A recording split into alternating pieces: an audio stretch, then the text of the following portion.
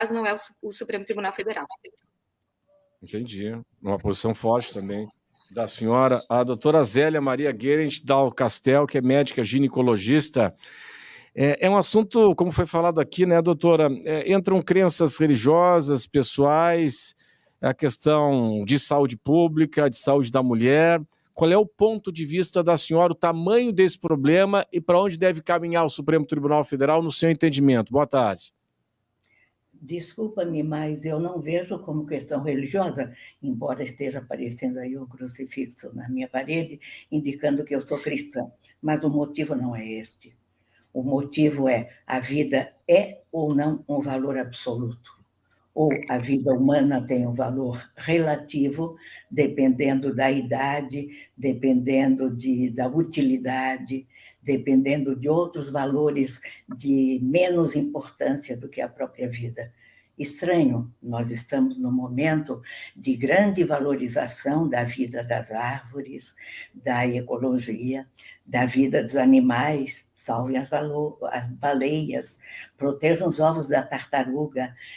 Nós somos criminalizados se matamos algum animal silvestre protegido por lei. Nós somos criminalizados se nós destruímos alguma árvore nativa protegida por lei. E agora quer-se descriminalizar a destruição de um bebê indefeso. E isso me apavora, não em termos religiosos, em termos demográficos. Por quê?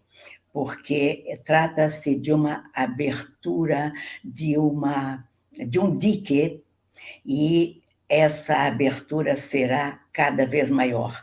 Em nenhum país do mundo em que o aborto foi descriminalizado até 12 semanas, se continuou em 12 semanas. Nós temos hoje, em vários países, o aborto permitido até intraparto, até o momento de nascer. Só cuidando que o bebê não esteja toda fora do ventre materno, porque então as leis estranhas desses países classificariam de infanticídio, com um nome inapropriado, porque matar um bebê na hora de nascer não é aborto.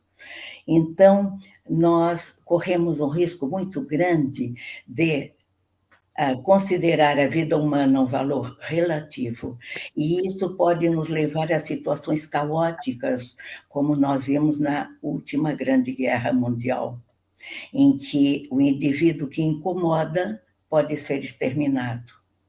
E isso é muito, muito grave. Defender a vida não é questão religiosa, é questão de bom senso. A gente falou muito aqui em direito à vida. Doutora, queria entender o seguinte, doutora Vanessa. Segundo a legislação, segundo o nosso código, segundo a nossa Constituição, a vida começa a partir de quando? A concepção, de que lado a senhora está? Qual é a sua opinião? Perdão se eu não vou emitir opinião, eu queria fazer alguns comentários. Fique à vontade. O primeiro é: a pergunta sobre o início da vida não é um assunto de direito, é um assunto científico. E nós sabemos que, vou exemplificar no meu caso específico, eu sou eu, com o meu DNA, desde o momento que o espermatozoide, que gerou 50% do meu DNA, foi unido ao óvulo da minha mãe, que gerou os outros 50%.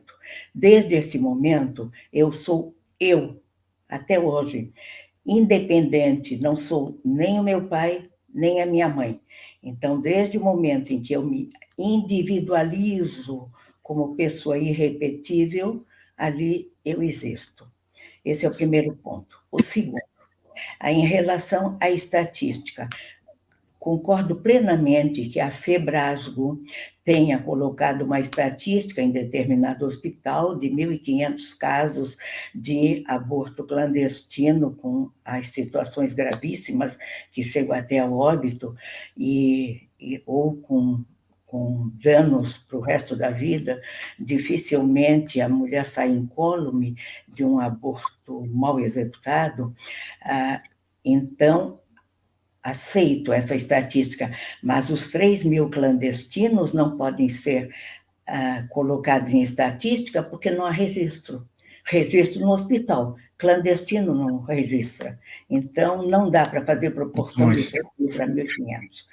O ponto seguinte que eu quero colocar: aborto seguro porque é o hospitalar. Pressupõe-se que todos os procedimentos hospitalares são inócuos. Não são. A segurança é levar a gestação no seu processo normal, até o parto normal, e, se a mãe não desejar o bebê, existe montes de disponibilidade para ela conseguir resolver essa situação muito difícil para ela. E, principalmente, o governo precisa investir, como disse a doutora Juliana, investir na prevenção. Aliás, a medicina ela tem que ser essencialmente preventiva. O curativo, aqui, dizer que o aborto hospitalar é seguro, para mim, é falácia. Não há realmente segurança num processo hospitalar cirúrgico. E eu pergunto, seguro para quem? Para o bebê? Para a mãe?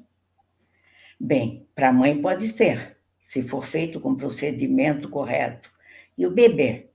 Aí a outra pergunta: ao médico compete a decisão em qual dos dois deve viver? Ou será válido no momento que alguém quiser se livrar de um desafeto, contratar alguém que o faça?